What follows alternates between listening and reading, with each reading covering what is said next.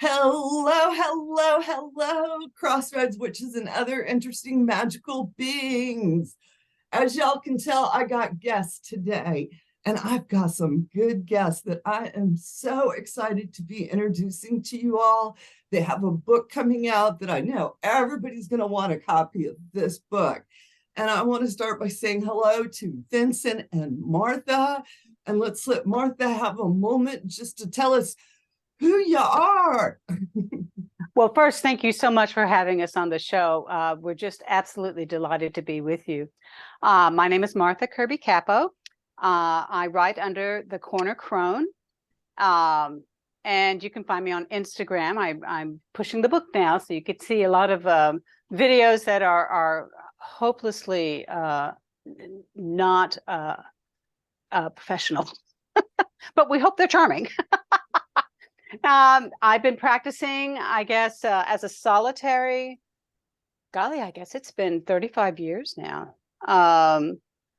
And generally, as a solitary, not with groups, although I have been in a kindred, which is a group work. Not everybody is walking the same path. You'll have heathens, you'll have witches, you'll have pagans, just all kinds. And have led ritual with that group, have led rituals for larger groups, and have written this book with Vinny, and we're super excited to be talking about it. It's going to be coming out in April, so you can pre-order it. And now on to Vinny. I'm so excited. Vincent, tell us a little bit about yourself. Hey, what's up? My name's Vincent, or you can call me Vinny. I am a solitary practitioner. I am completely self-taught. I learned how to use magic while I was homeless, and I haven't really, I learned from picking up books in bookstores and reading them for hours and then putting them back on the shelf and leaving because they were running me out of the store. So I learned like that, and I learned from other practitioners while I was on the streets, and then I kind of grew into my own and became an adult and really stepped into witchcraft as a practice not that long ago, maybe 7 years, and more people and learn more stuff. And now I write books. I wrote How Witchcraft Saved My Life. That's my first book. It's available now everywhere that books are sold. And then Martha and I wrote this book. Martha wrote my foreword for my first book. She was my editor when I was writing on Patheos Pagan. And then I was like, she came to me and was like, hey, you should probably write a second follow-up to How Witchcraft Saved My Life. And I was like, hey, you should write that with me. And we did. And it's soon to be history. So yeah, Thrifty Witchery. It's available now everywhere that you can pre-order books. There we go, Thrifty Witchery. It's probably backwards. No, yours looks fine. I'm sure mine's backward because why wouldn't it be? Yes. No, yours is good too. Yours is it? Good too this time. Huzzah. Yeah. Good job. They both look good. And everything. I had seen a little shout out for the book, as many of you all know out there. I've recently found the TikTok button. The past couple of weeks, I've just started this adventure of mine, but in the process, one of Vincent's came up about the Thrifty Witchery and talking about getting out in your neighborhood. And for me, this really resonated deeply. I'm all about the dirt, what dirt you're standing on, what are you contributing to that dirt, how are you feeding it, and how are you getting to know it? Mm-hmm. And I can't think of a better way than going out and thrifting in it. It really works for me. And we come from such different places.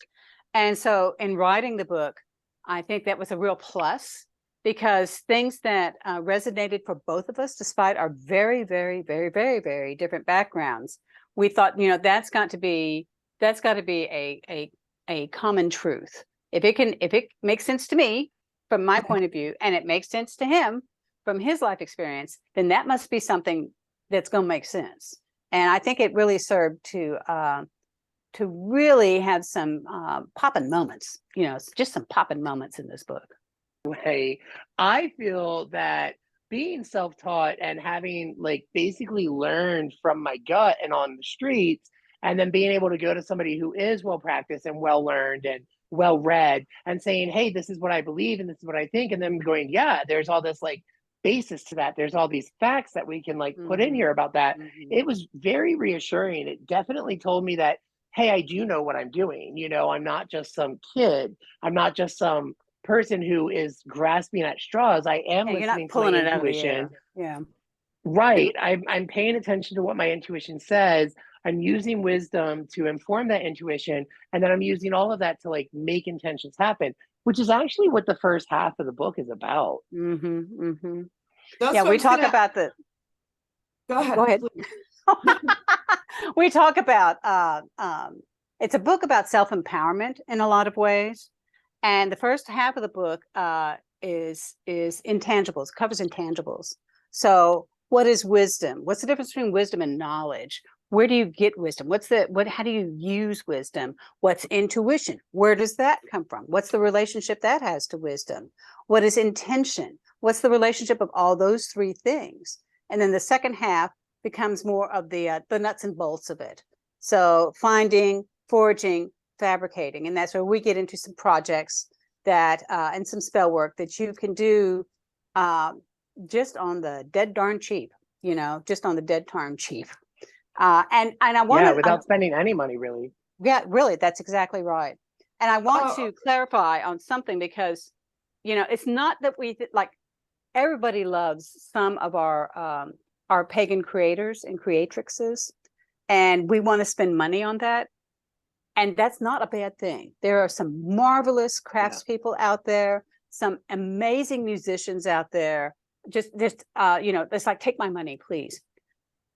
But in your daily practice, you don't have to be spending money to have some effective, powerful magic. You can save that money and buy all the wonderful things from the creators that you absolutely want to support.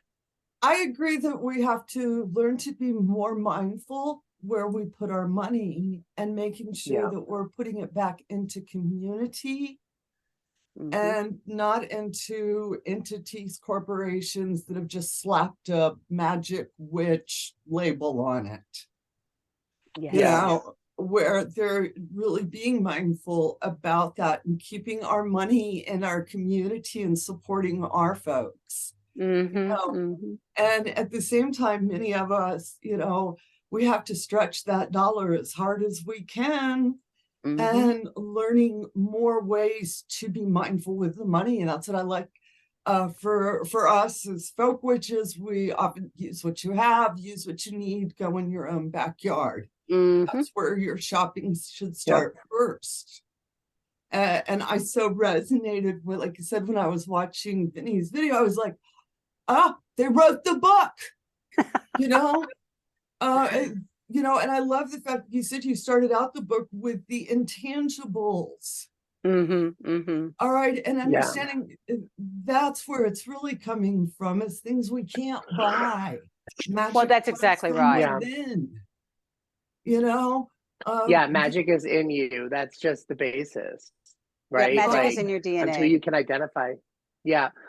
identify, that space within you where your magic resides or where magic resides, you're not going to really get any kind of results, because I mean, you might get some things happen, but until you can identify, hey, I am a magical being and this is how magic works and this is what I am putting into the world and this is where I'm tapping into it from, then you're able to go, oh yeah, this is my empowerment.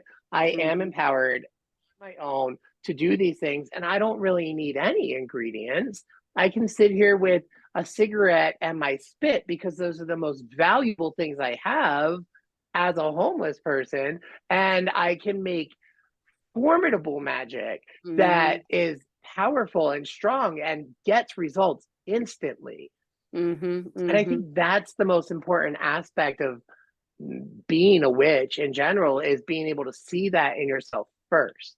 And then all the other stuff comes, you know, if you want to participate in going to festivals or buying crystals or whatever, that's great, because now you know how to tap into that, because you can tap into it within you. But I think we say in the book, actually, we mention how, like, a crystal is not intrinsically magic. It is not inherently magic. It's the magic that you put into it that makes it magic. It filters through that. Martha, while we were writing, talked about the movie Thor, and when he lost his hammer, and his dad was like, yo, you're not Thor, the god of hammers. You're Thor, the god of thunder. You're just channeling it through this hammer. And I thought, wow, that's a really great analogy, using like pop cultural references. And I just knew at that moment that I had the perfect writing lobster to write a book with. That's right. We're each other's writing lobster. So it's kind of sad and pathetic. We're like the best cheer squad for each other. We really dig each other. And I think both of us are of the opinion, this is another thing we have in common, although we would probably say it differently. I don't really think of the world in terms of here's magical and here's mundane. It's all magical. It's all magical. It's what you are, how you are interacting with it, what your intention is, how crisp is your intention, how channeled into your intuition are you, what's the store of wisdom that can inform you when maybe a practice says you have to use X, you don't have that, but you can look in your cabinet and say, well, I've got Y and I've got Z, and I bet if I could do some of these things, I can make that switch. And here's why. Here's the logical, rational reason why I can make that switch. Not just randomly, just say, okay, now I'm going to grab whatever and use it because that's all I got. But to really think it through, because the more you're invested in your magical choices, the more you are, the more you're really tapping into trying to make a decision about where you're going to substitute and how you might do something that's going to fit with you a little bit better, the more powerful that magic is going to be, because it's yours. You really are owning it yourself. It's you. It's an expression of you. I want to stand up and clap right now, Martha. I'm just like, say it a little louder so the folks in the back can hear. Well, I think another thing too is that, and Vinny and I have talked about this. When you are coming up in a new practice, part of wisdom gathering is knowledge gathering. That's I think it's difficult. It's difficult to step out of that relationship with teachers to say, okay, I think I'm going to do this on my own now. I think I have enough. You never have enough wisdom, you never have enough knowledge, but you get a base, and then that's a hard transition to make, to say, okay, I am my own source. I am my own font of knowledge, and I have the knowledge and the wisdom within me to confidently make some substitutions or do something a little bit differently. And I'm not going to wonder like, oh, golly, am I doing it right? You know what? I have enough confidence in myself that if this is the choice that I'm making, an informed decision that I've done the research on, I don't have to guess am I doing it right? I'm doing it right because I made that choice. Yes, ma'am. Yes, ma'am. I think Benny's all about that. The folks have just put, we're talking about your book, and I'm getting ready to say, we just got to learn to put all the books down, put everything down, and just what do I feel? What do I need? How does this work for me? And I think sometimes, go ahead. No, I didn't want to interrupt you. You finish, and then I'll say what I have to say. Oh, I was just going to say, I think sometime in today's world, we get so caught up with, I can buy my solution, I can do it someplace else externally. And then really you have to learn, like you were saying, turn all that off and tune into yourself. Go ahead, yeah, Vinny. I was gonna say, it's really strange to write a book like this, because like here we are, it's a book, and we live in a capitalistic machine, right? And so you write a book and it wants to sell. And we've discussed trying to get it in libraries throughout the nation because we want people to be able to access it without spending money. But because that's really the whole point of the book. And it's so strange to write a book and want to sell it and want to like get it out there in people's hands when it's a book about not spending money. And it almost feels like There is a so tension in that. awkward to be like, yo, get the book, get the book, get the book. And then I'm like, but learn how to make magic without spending money. And I'm like, dang it, what? Maybe I went too hard on the idea because now I holler at people, put the books Weird. down, and then I'm picking up, hey, buy my books. Well, Yeah. but I do think that there's like a balance that to be had there. I mean, it depends on, I think, what the thrust, what the message of that book is. So like ours is because there's more to a practice than books. Okay. There's like, and you know this, I mean, there's all kinds of stuff that goes into a practice. And I think books, like the one that you've got coming out too, the emphasis of that book is not on spell ingredients that are difficult to procure. You know, like you would have to send off to a country that is across the ocean for it, and then bide your time and wait till it comes, because you can't be doing that magic because you don't have the ingredient yet. You know, it's got to come over the ship. I think there's a qualitative difference with that. Absolutely. That I feel like it still has integrity. Now, maybe that's me blowing at my nose, but I do think that it is that if we're helping people to feel confident and to build their self-confidence and their self-empowerment, it all comes back to self-empowerment, then you know, I think that ain't a bad thing. You know, that's worth something. It's a message we need now more than ever. Mm-hmm. And that's why I was so thrilled to have an opportunity to chat with you all. And to my folks out there, the book is available for pre-order now, you said? Yes. Yeah. And absolutely. It comes out in April. Yep, it surely does. I think it's like the second, I think it's on the 8th. So it's like the second weekend in April it comes out. So I'm super excited. There's some fun projects in this that in the back half of the book where you can take things that you already have in your dwelling place and look at those with a witch's eyes in a fresh way and repurpose some of the things that you can then use in your craft for divination, or for making black salt, or for working with bones or anything like that. And Benny has a wonderful section, step by step by step by step, how you can harvest respectfully, harvest animal bones, and how to clean them properly, and how to cleanse them as well. Because I love dead things. It does. And dead things love him. I was gonna say, I'm a dead things enthusiast. So you know, we actually talk about graveyard laws and like how to respectfully enter those and you know, follow rules and decorum when entering a graveyard as well. In fact, the first half of the book is full of empowerment exercises, and then the second half of the book is all practical practices. So it's like, first we empower you, and then we're like, hey, try this. Even better. I love that. All right. I so enjoyed getting to chat with both of you.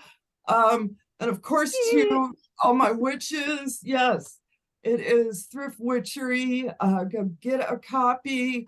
Also, a reminder to all you witches out there, I will be at Mystic South in July. I will too. And Georgia. Martha, you're there as well? Yep. Vinny, are you I'll be there too? also. Yeah, I will be. All right, witches, if you want to come sit and talk with us, meet and greet, we're all going to be at Mystic South. I'm there for it. All right. Would love to have you. The House of Witchcraft will be having its hospitality suite, so please make sure you stop by and say hello to us. And with that said, witches, it never changes. It's always the same. Get out there, fly your brooms, have a bright, blessed day. And as always, amen, blessed be, ashe, and epabo. Smile.